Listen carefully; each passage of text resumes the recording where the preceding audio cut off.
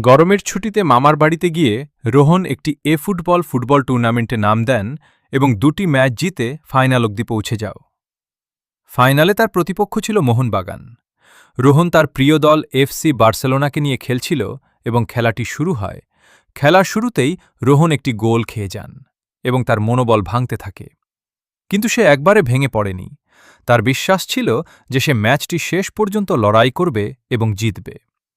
রোহনের আত্মবিশ্বাস এতটাই ছিল যে সে ভালোভাবে খেলে এবং প্রতিপক্ষের একটি গোল শোধ করে। খেলা এভাবে ১-১ চলতে থাকে এবং খেলার শেষ মুহূর্তে রোহন একটি দুর্দান্ত গোল করে এবং টুর্নামেন্টে জিতে যায়। রোহনের এই আত্মবিশ্বাস তার আজ জেতার কারণ। রোহন ভেঙে পড়েনি এবং শেষ অবধি লড়াই করেছে।